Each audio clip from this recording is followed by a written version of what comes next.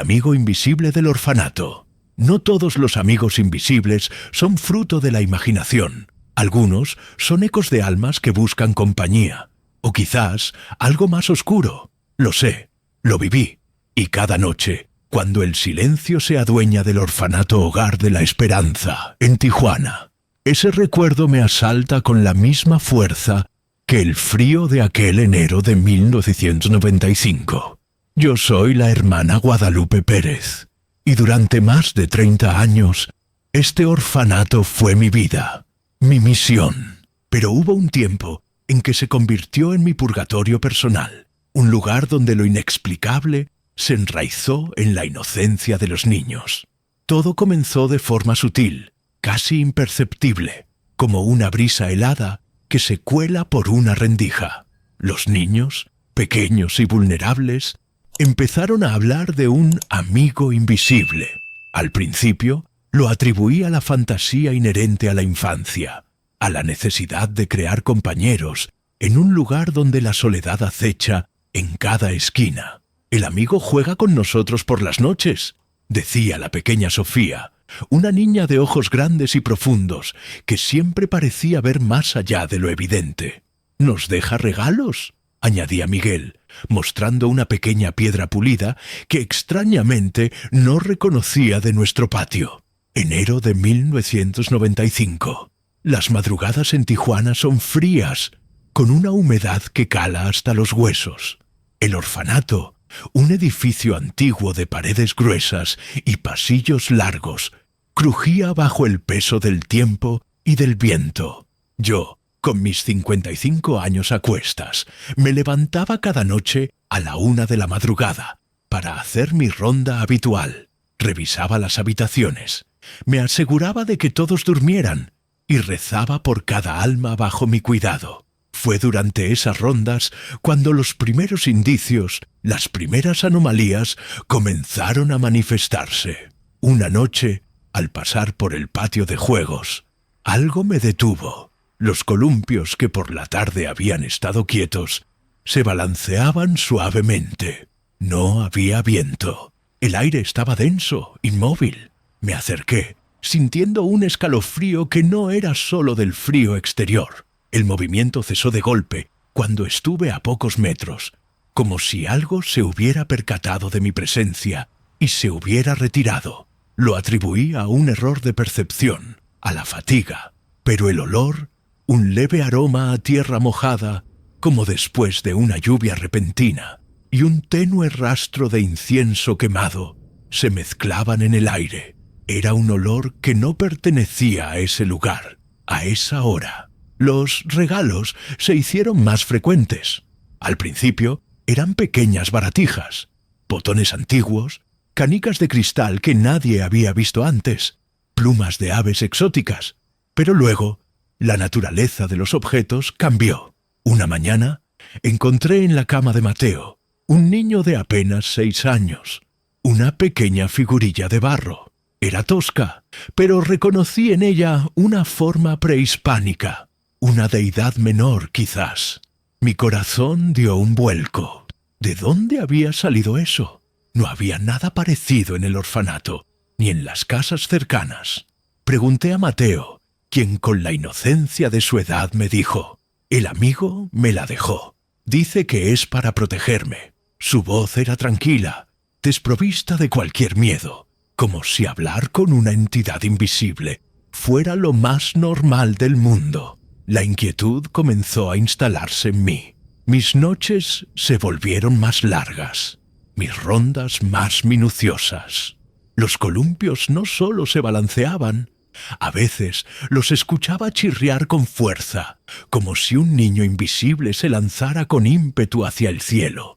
Risas infantiles, claras y cristalinas, resonaban en el patio vacío, pero al asomarme por la ventana, solo encontraba la oscuridad y el silencio. El frío se intensificaba en ciertas áreas del orfanato, un frío que no era el de la noche, sino uno que emanaba de la propia atmósfera, denso y opresivo. Y el olor, el incienso y la tierra mojada se volvieron más penetrantes. casi asfixiantes en los momentos de mayor actividad. Una tarde, mientras los niños jugaban en el patio, Sofía se acercó a mí con un pequeño muñeco de trapo en sus manos. Era viejo, desgastado, con ojos de botón desparejos y un remiendo burdo en el pecho. «Este es el amigo, hermana», dijo con una sonrisa. «Nos lo dejó anoche.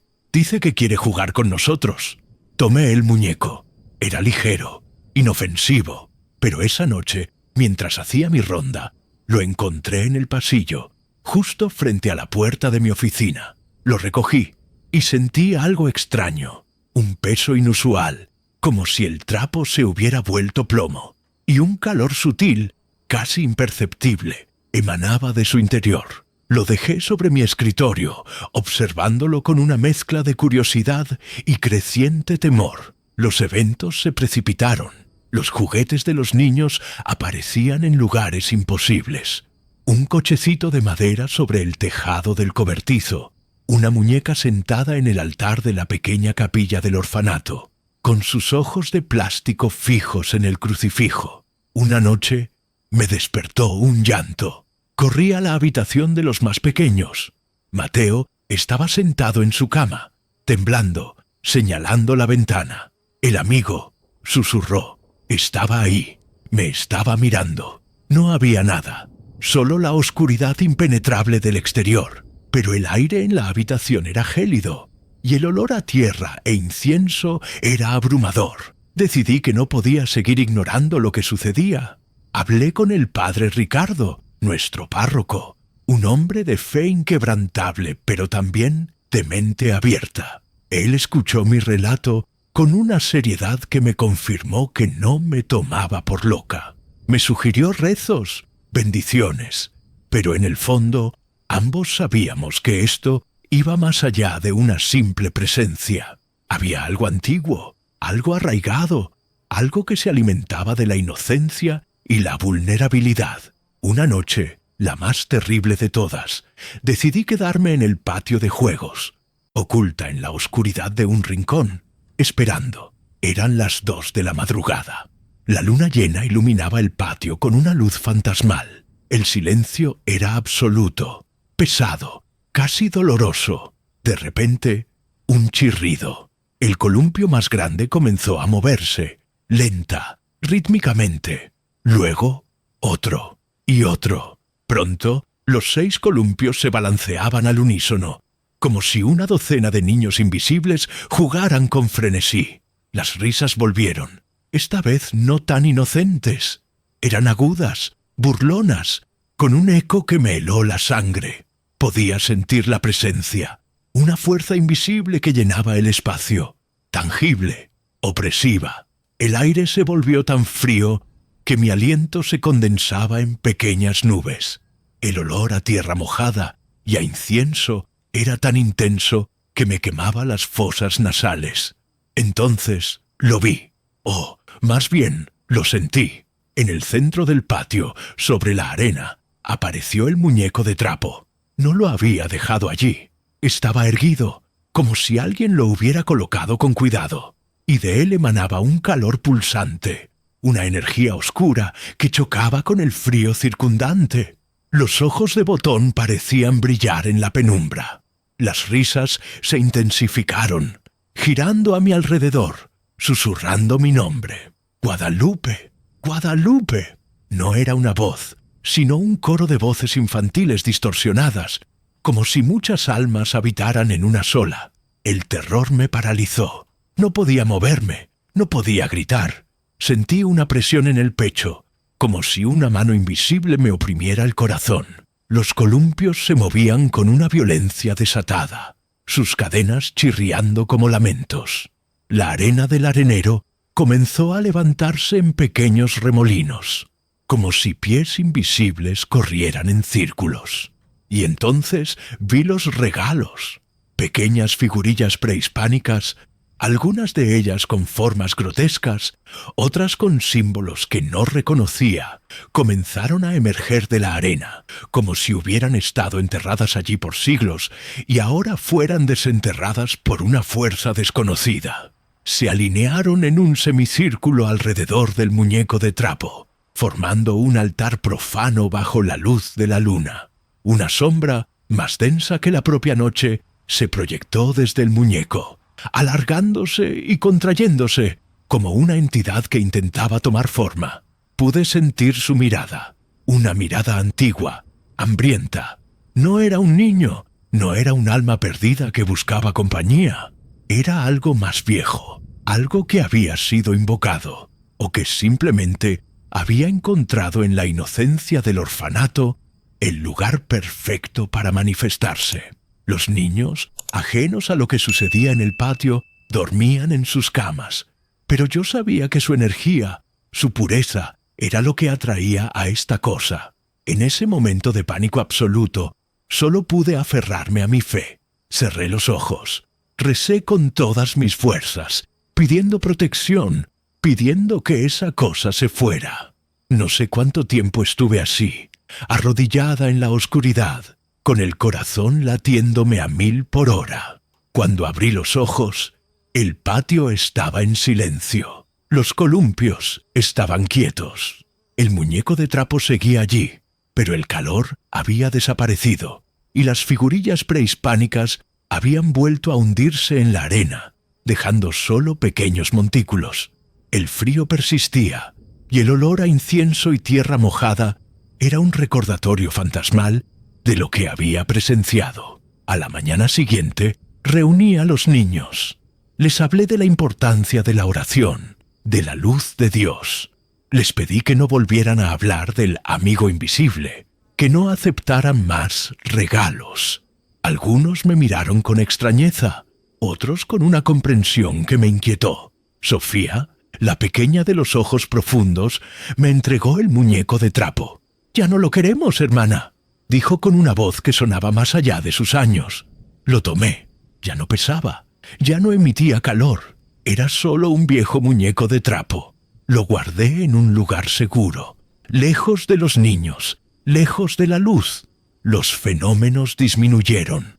El orfanato recuperó una semblanza de normalidad. Los niños dejaron de hablar de su amigo, pero a veces, en el patio vacío, veo un columpio balancearse solo y me pregunto qué clase de alma aún busca jugar en la oscuridad. Y cada vez que el viento trae un leve aroma a tierra mojada y a incienso, sé que aquello que acechó en el hogar de la esperanza nunca se fue del todo. Solo espera el momento, la inocencia, la oportunidad de volver a jugar. Y yo, hermana Guadalupe, sigo rezando cada noche, no solo por las almas de los niños, sino por la mía propia, marcada para siempre por el amigo invisible que no era de este mundo. El sótano de los símbolos prohibidos. Incluso bajo los cimientos de la fe más sólida, la oscuridad puede encontrar un lugar para anidar, esperando el momento de resurgir. Lo aprendí de la manera más cruda, en el corazón mismo de lo que se suponía era un bastión de luz. Mi nombre es Padre Michael O'Connell, y en junio de 1993, a mis 48 años, era el párroco de la majestuosa St. Louis Cathedral en Nueva Orleans, una ciudad donde la fe y la superstición, la luz y la sombra, bailan en una danza eterna bajo el sol abrasador de Luisiana. La catedral, con sus agujas apuntando al cielo y su historia empapada de siglos, era más que un edificio, era un organismo vivo, respirando las oraciones de miles. Pero como todo organismo, tenía sus rincones olvidados, sus arterias menos transitadas. El sótano era uno de ellos, un laberinto de piedra, tuberías y humedad, donde se guardaban viejos archivos, reliquias en desuso y el eco de innumerables pasos. Mi rutina incluía una inspección mensual de estas profundidades, una tarea más administrativa que espiritual, o eso creía yo. Era la 1:30 de la madrugada del 14 de junio. El aire de Nueva Orleans, incluso de noche, era espeso y pegajoso, cargado con el aroma de jazmín y el lejano murmullo del barrio francés. Bajé las escaleras de piedra que conducían al sótano, la linterna en mi mano, proyectando círculos temblorosos en la oscuridad. El silencio era casi absoluto, roto solo por el goteo constante de alguna tubería y el suave crujido de mis zapatos en el suelo de cemento.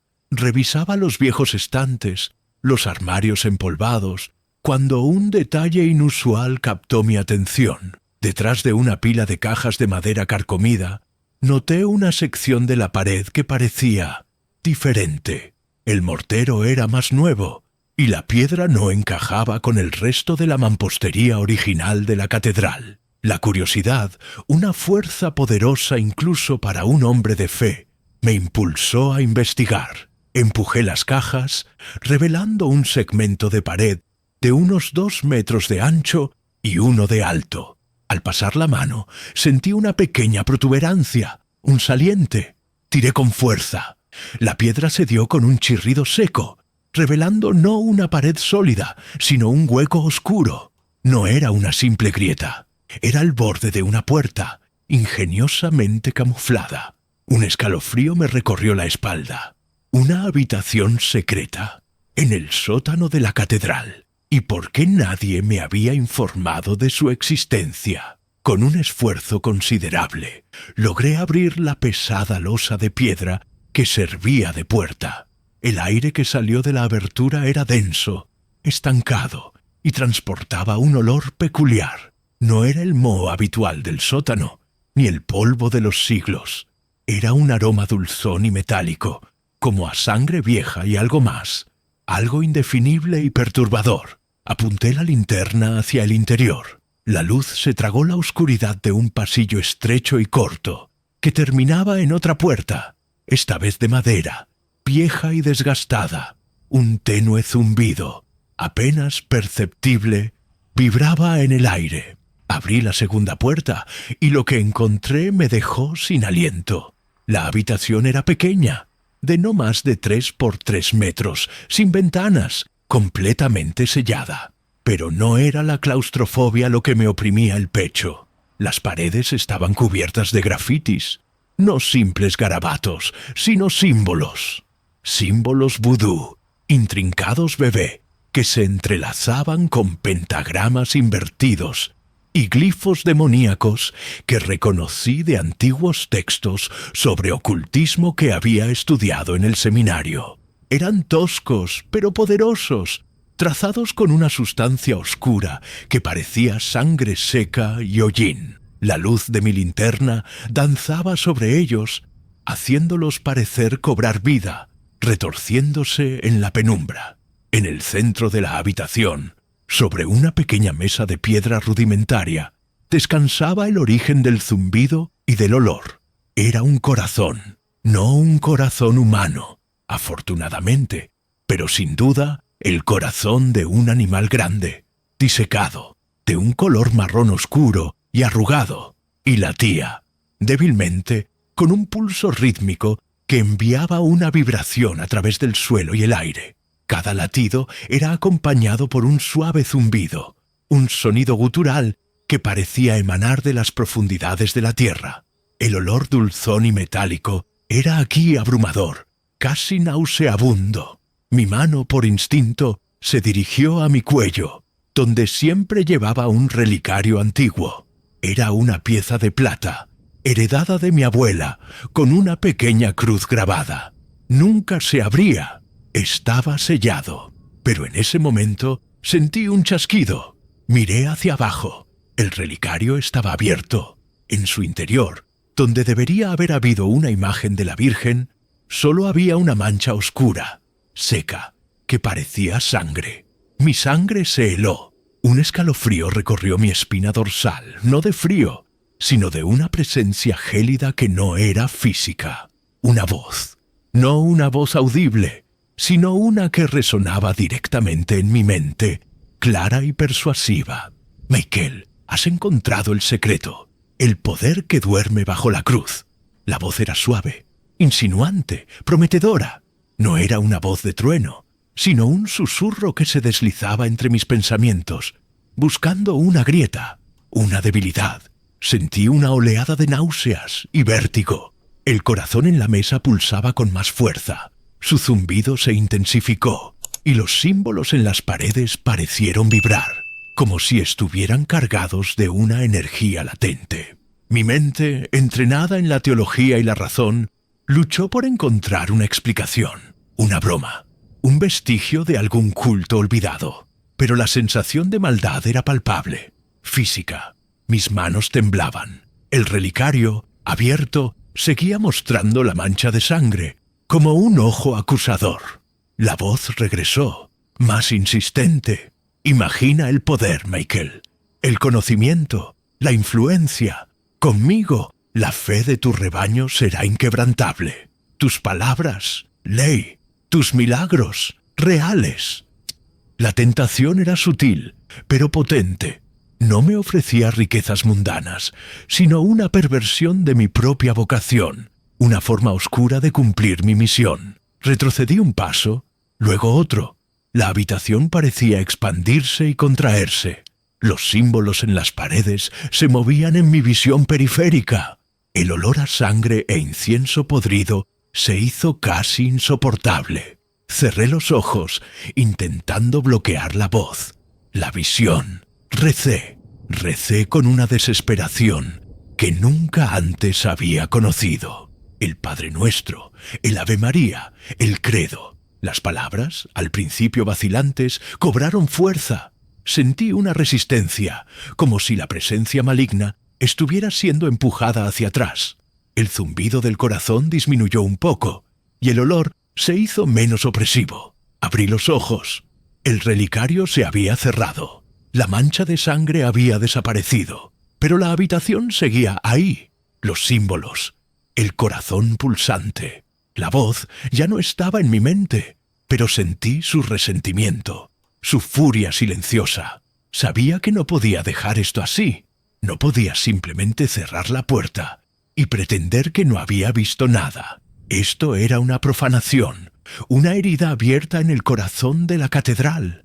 Los días siguientes fueron una tortura silenciosa. Volví al sótano cada noche, armado con agua bendita y mi fe. Cada vez que me acercaba a la habitación oculta, el relicario se abría, revelando la mancha de sangre, y el corazón pulsaba con renovada intensidad. La voz no volvía a hablarme directamente, pero sentía su presencia, su vigilancia, como una sombra que me seguía en mis pensamientos. Intenté limpiar los símbolos de las paredes con agua bendita, pero era inútil. Parecían estar grabados en la piedra misma, o en la esencia de la habitación. Consulté a un viejo amigo, el padre Antoine Dubois, un jesuita con conocimientos profundos en demonología y folclore de Nueva Orleans. Le conté todo, omitiendo solo el detalle de la voz en mi cabeza, temiendo que me tomara por desquiciado. Su rostro se puso grave mientras escuchaba. «Michael», me dijo, «Nueva Orleans es un cruce de caminos, un lugar donde muchas energías se encuentran. Lo que has encontrado es un punto de anclaje, una ofrenda quizás a algo muy antiguo, muy poderoso. El vudú, en sus formas más oscuras, a veces busca profanar lo sagrado para ganar poder. Ese corazón es un recipiente, un foco. Ve, me habló de rituales de gris-gris, de pactos olvidados, de entidades que se alimentan de la fe pervertida.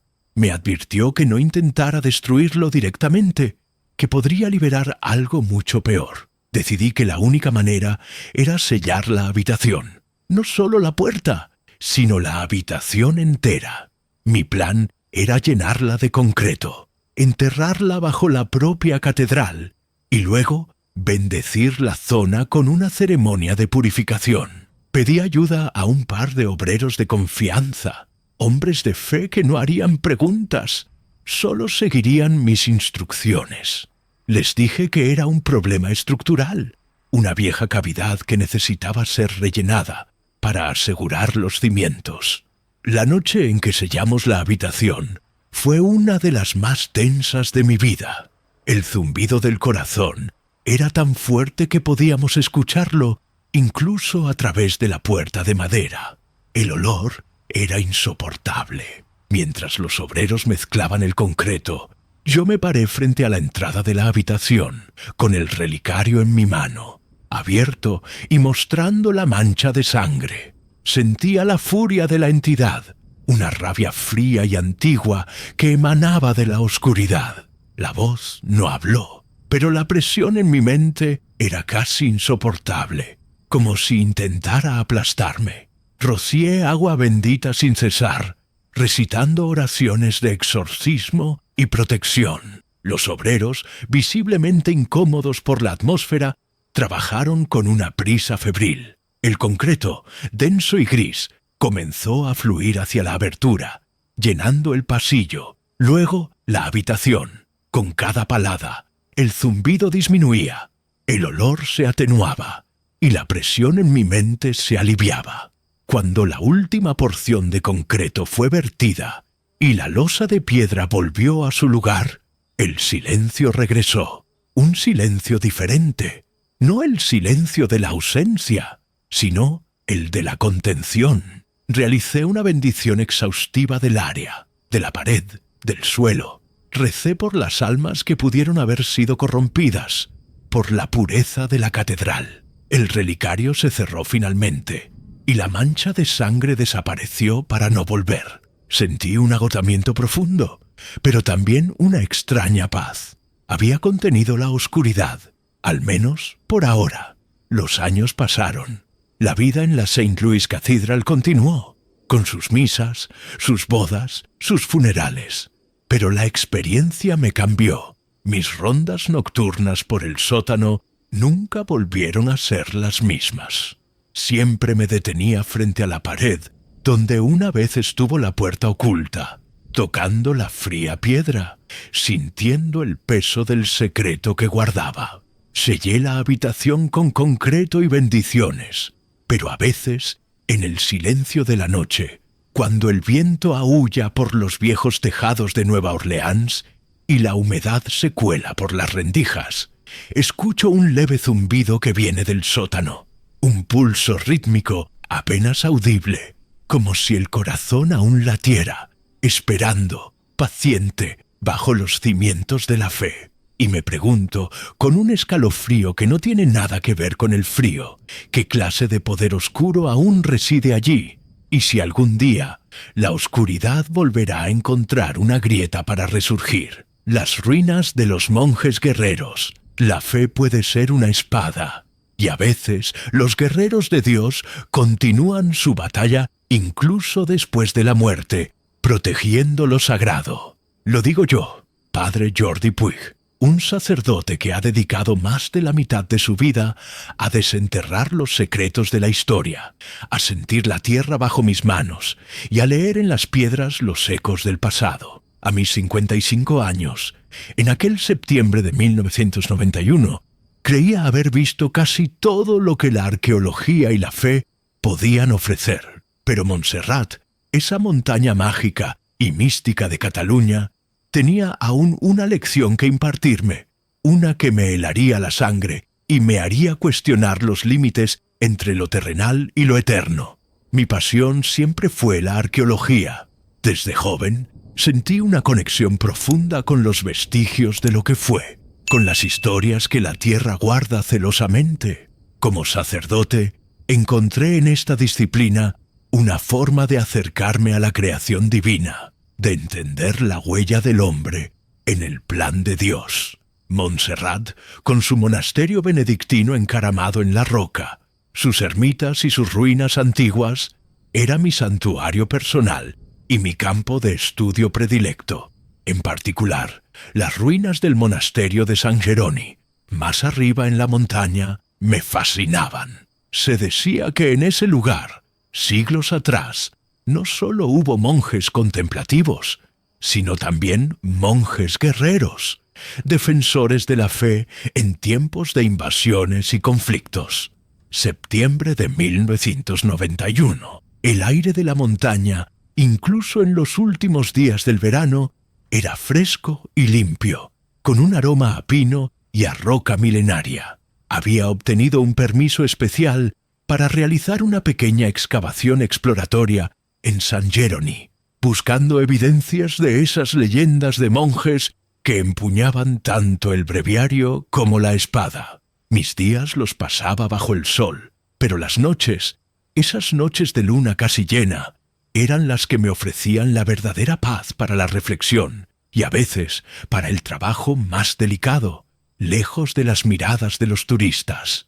Eran las 3:45 de la madrugada. La luna, un disco pálido y poderoso, iluminaba las siluetas dentadas de las agujas de Montserrat. Abajo, el monasterio principal dormía, una mancha de luz tenue en la inmensidad oscura. Arriba, en San Jeroni, solo estaba yo, mi linterna frontal, mis herramientas y el silencio. Un silencio profundo, roto únicamente por el susurro del viento entre las rocas y el ocasional graznido de un ave nocturna. Estaba concentrado en una sección de muro derrumbado, intentando discernir la forma original de una pequeña capilla. Cuando lo escuché, al principio, pensé que era el viento, o quizás el eco de algún sonido lejano, un murmullo. Luego, se hizo más claro. Un cántico.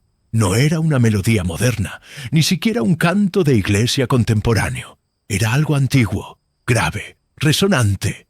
Canto gregoriano. Dies irae. Mis manos se detuvieron sobre la piedra. Levanté la cabeza, escudriñando la oscuridad más allá del haz de mi linterna.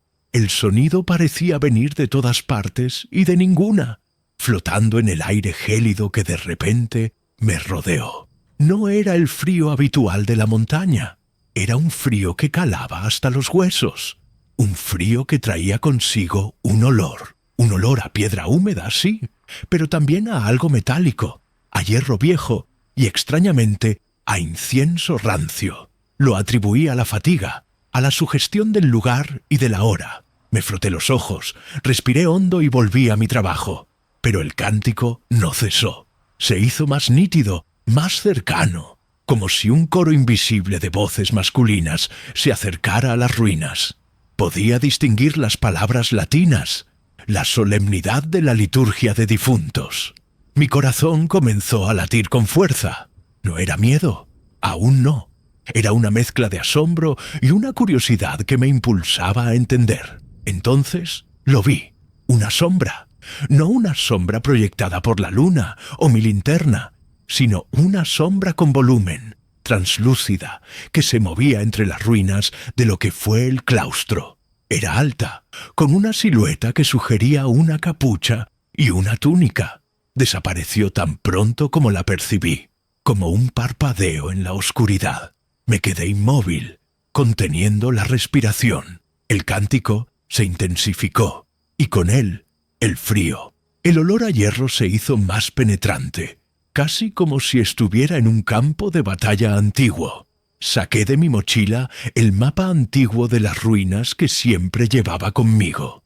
Era un pergamino detallado, dibujado a mano, que había tardado años en conseguir y restaurar. Lo desplegué sobre una piedra plana, iluminándolo con mi linterna.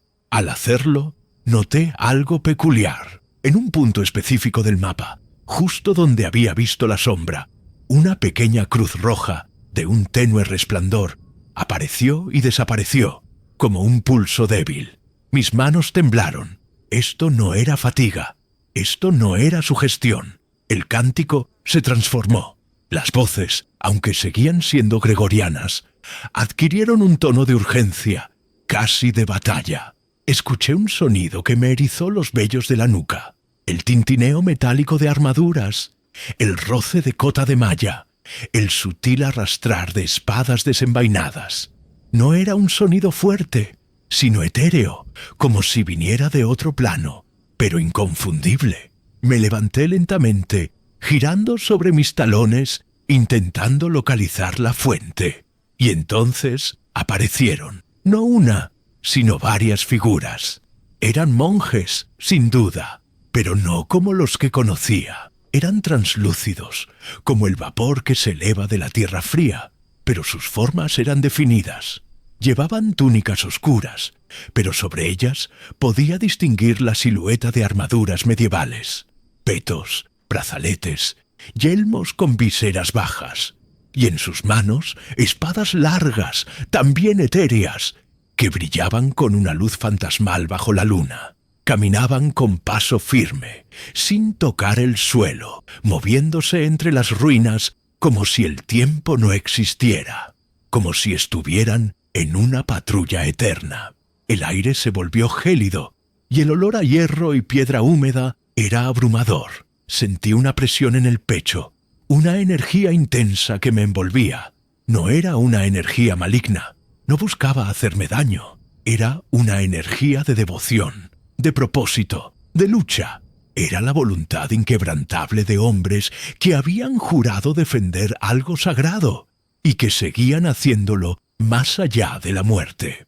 El mapa en mis manos se iluminó con varias cruces rojas, más brillantes ahora, marcando los puntos por donde pasaban las figuras.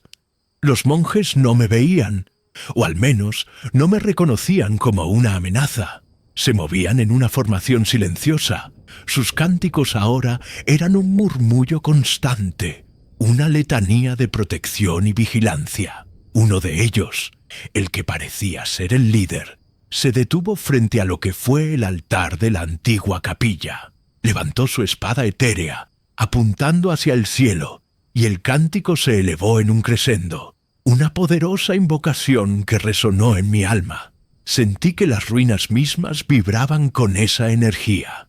Me arrodillé instintivamente, no por miedo, sino por respeto. Era como si hubiera tropezado con una ceremonia sagrada, un ritual que se repetía noche tras noche, siglo tras siglo. La visión era tan vívida, tan real en su irrealidad, que por un momento olvidé mi propia existencia. Era un testigo de una vigilia eterna, de una batalla que nunca terminó. Sentí una oleada de escalofríos recorrer mi cuerpo, no solo por el frío, sino por la magnitud de lo que estaba presenciando. La sensación de opresión era física, como si el peso de su devoción y su carga recayera sobre mí. El líder de los monjes bajó su espada, y las figuras comenzaron a moverse de nuevo, dispersándose entre las sombras de las ruinas. Los cánticos disminuyeron, volviéndose un eco lejano una vez más. El frío empezó a ceder, y el olor a hierro se disipó lentamente, dejando solo el aroma a pino y roca. Las cruces rojas en mi mapa se apagaron una a una, hasta que el pergamino volvió a ser solo un viejo trozo de papel. Cuando el primer rayo de sol tiñó de rosa las cumbres de Montserrat, las figuras se habían desvanecido por completo. El silencio regresó, pero ya no era el mismo silencio de antes. Ahora estaba cargado con el recuerdo de lo que había presenciado, con la certeza de que no estaba solo en esas ruinas. Mis herramientas de arqueólogo parecían insignificantes frente a la inmensidad de lo que la fe y la devoción podían lograr, incluso más allá del velo de la muerte. Recogí mis cosas, mi corazón aún latiendo con una mezcla de asombro y una profunda reverencia. Sabía que no podía contarle esto a nadie de mi congregación, ni a mis colegas arqueólogos. ¿Quién creería la historia de un sacerdote que vio monjes guerreros fantasmales en las ruinas de San Geroni? Pero yo lo había visto, lo había sentido, y esa experiencia me había marcado para siempre. Desde entonces, cada vez que visito Montserrat, especialmente las ruinas de San Geroni, siento la presencia de esos monjes. No los he vuelto a ver con tanta claridad, pero el frío repentino, el leve olor a hierro y piedra húmeda, y el eco casi imperceptible de un cántico lejano, me recuerdan que su vigilia eterna no ha terminado. Siguen allí, protectores silenciosos de un lugar sagrado, guerreros de Dios que continúan su batalla en la penumbra de la noche, esperando, quizás, que alguna amenaza ancestral despierte de nuevo y necesite de su espada y su fe. Y yo, Padre Jordi, sigo rezando por ellos, por su descanso y por la fortaleza de su guardia.